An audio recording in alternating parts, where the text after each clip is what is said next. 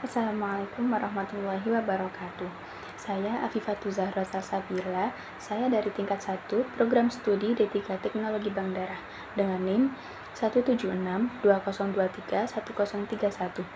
Di sini saya akan mempresentasikan artikel yang saya buat dengan judul Pentingnya Program Studi D3 Teknologi Bank Darah dalam penyediaan darah di UTD maupun PDRS. Jadi di sini akan ada pembahasan yang akan kita bahas. Yang pertama yaitu apa itu teknologi bank darah. Yang kedua yaitu studi kasus. Kemudian yang ketiga yaitu komponen-komponen dalam darah. Kemudian yang keempat yaitu peran UTD dan PDRS. Kemudian yang kelima yaitu alur pelayanan darah. Kemudian yang terakhir yaitu ada kesimpulan. Oke, pembahasan yang pertama yaitu apa itu teknologi bank darah. Jadi, teknologi bank darah ini adalah program studi baru berdiploma 3 yang lulusannya nanti akan disebut sebagai ahli media. Prodi ini banyak diminati oleh kalangan mahasiswa karena prodi ini memiliki prospek kerja yang luas, yang lulusannya nanti akan bekerja pada bidang pelayanan darah yang saat ini banyak dibutuhkan oleh seluruh rumah sakit di Indonesia. Dengan harapan program studi ini nantinya akan memenuhi kebutuhan tenaga kesehatan di bidang pelayanan darah dan juga dapat mengabdi pada layanan kesehatan masyarakat. Kemudian pembahasan yang kedua yaitu studi kasus. Menurut World Health Organization, Indonesia saat ini sedang membutuhkan 5,1 juta kantong darah per tahun atau minimal 2% dari jumlah penduduk. Namun saat ini Indonesia hanya tersedia 4,6 juta kantong darah dari 3,5 pendonor. Sehingga saat ini masih mengalami kekurangan sebanyak 500.000 kantong darah. Dari jumlah tersebut, beberapa kasus seperti kecelakaan, ibu melahirkan, dan orang yang memiliki penyakit kronis, mereka tidak dapat terselamatkan karena kehabisan darah. Sedangkan persediaan darah di UTD atau PDRS sedang mengalami kekurangan. Maka dari itu, rumah sakit saat ini sangat membutuhkan tenaga ahli kesehatan di bidang pelayanan darah agar mereka dapat memanajemen persediaan darah sehingga tidak akan ada lagi kasus-kasus seperti ini. Kemudian pembahasan selanjutnya yaitu pembahasan yang paling penting yang harus kita bahas yaitu komponen-komponen dalam darah. Jadi komponen-komponen darah ini nantinya akan diproses di UTD yang kemudian akan diberikan kepada pihak yang membutuhkan. Jadi komponen dalam darah ini ada dua, yaitu komponen padat dan komponen cair. Komponen cair dalam darah itu ada plasma. Plasma jika dilihat dari kantong darah yang sudah diproses itu berada pada bagian paling atas di atas eritrosit, trombosit, dan leukosit. Plasma darah ini memiliki substansi-substansi penting, diantaranya ada nutrisi, protein, air, dan garam atau elektrolit. Dari substansi-substansi tersebut yang bertindak sebagai komponen utama dalam plasma yaitu protein. Karena di dalam protein ada globulin yang berfungsi untuk sistem pertahanan tubuh, kemudian ada albumin yang berfungsi untuk menyeimbangkan cairan dalam darah, kemudian yang terakhir ada fibrinogen yang berfungsi untuk pembekuan darah.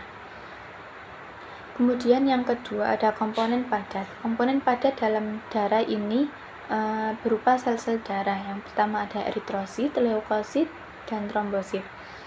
Ketiga sel darah ini memiliki fungsi yang berbeda-beda. Yang pertama ada eritrosit yang berfungsi untuk transport oksigen dari paru-paru ke jaringan sel tubuh, kemudian mengembalikan karbon dioksida dari jaringan sel tubuh kembali ke paru-paru. Kemudian yang kedua yaitu leukosit.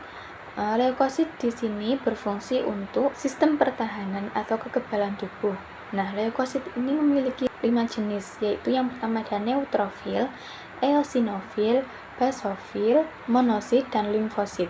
Kelima jenis leukosit ini jika dilihat dari mikroskop memiliki bentuk yang berbeda-beda dan juga memiliki fungsi yang berbeda-beda juga sesuai kemampuan mereka masing-masing.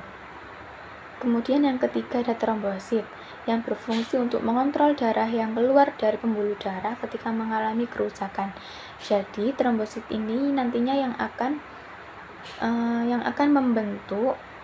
membentuk penutup pembuluh darah sehingga darah yang keluar nantinya tidak akan banyak.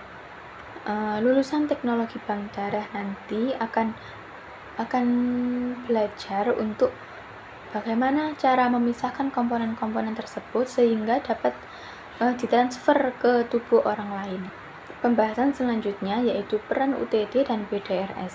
Jadi UTD ini adalah singkatan dari unit transfusi darah, di mana tempat ini adalah tempat penyimpanan darah, baik darah masuk, darah keluar maupun darah yang dimusnahkan. Di UTD inilah darah akan mengalami beberapa proses seperti pemisahan komponen-komponen yang disebutkan tadi, sehingga akan didapatkan darah yang sehat yang akan siap untuk diberikan kepada pihak yang membutuhkan. Kemudian yang kedua ada BDRS. BDRS adalah bank darah rumah sakit. Sebenarnya BDRS dan UTD ini sama-sama tempat untuk penyimpanan darah, tapi membedakan yaitu untuk UTD itu tempat di mana darah itu diproses, seperti pemisahan komponen-komponen tadi. Namun untuk BDRS ini adalah penyimpanan darah yang akan diberikan kepada pasien secara langsung.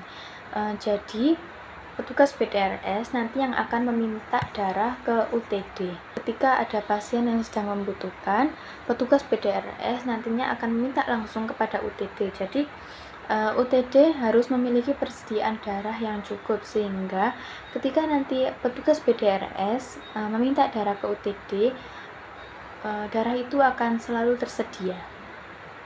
Kemudian topik pembahasan terakhir ini adalah alur pelayanan darah. Bagaimana sih alur pelayanan darah itu? Jadi yang pertama ada screening pendonor. Di sini petugas akan memberikan edukasi kepada calon pendonor bagaimana pentingnya mendonorkan darah bagi kesehatan dan lain-lain.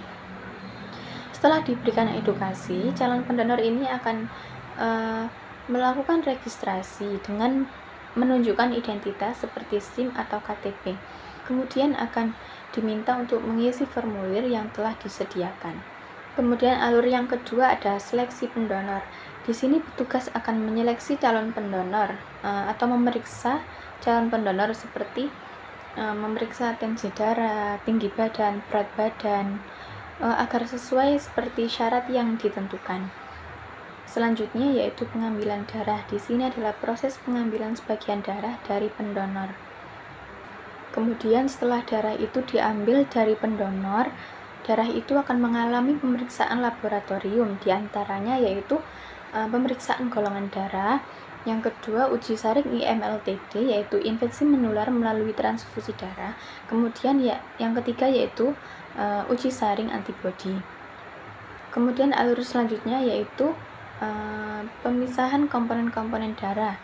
Seperti yang disebutkan tadi, komponen-komponen tersebut akan dipisahkan menjadi beberapa bagian, yaitu plasma darah, trombosit, leukosit, dan eritrosit. Komponen-komponen tersebut akan mengalami beberapa proses. Yang pertama yaitu sentrifugasi, kemudian pemisahan komponen, yang terakhir yaitu pembekuan darah. Setelah komponen-komponen tersebut sudah diproses, alur selanjutnya yaitu alur penyimpanan darah di UTD. Di sini harus sangat diperhatikan karena komponen-komponen darah yang telah disimpan di UTD harus memiliki suhu yang stabil agar kualitas darah tersebut tetap terjaga, yaitu suhunya antara 2-6 derajat Celcius. Selanjutnya yaitu ada permintaan darah dari BDRS. Ketika ada pasien yang membutuhkan dari rumah sakit, pihak rumah sakit akan meminta langsung darah dari UTD. Kemudian alur selanjutnya yaitu pendistribusian darah dari UTD ke BDRS. Darah yang sudah diminta dari BDRS akan didistribusikan oleh UTD. Untuk pendistribusian darah ini harus mempertahankan kualitas darah atau suhu darah. Karena kalau suhu darah berubah, kualitas darah juga akan berubah. Biasanya darah ini akan dimasukkan ke dalam coolbox yang sudah ada pengatur suhunya, sehingga darah ini kualitasnya akan selalu terjaga dan tetap aman. Alur selanjutnya ada pemeriksaan laboratorium untuk pasien. Seperti yang dilakukan pendonor tadi, pasien juga harus melakukan pemeriksaan laboratorium, yaitu uji saring IMLTD, uji golongan darah, dan juga uji saring antibodi. Di sini bertujuan untuk mencocokkan darah antara darah pasien dan juga darah pendonor. Kemudian setelah dinyatakan cocok dan juga aman, darah tersebut akan ditransfusikan kepada pasien yang sedang membutuhkan tersebut.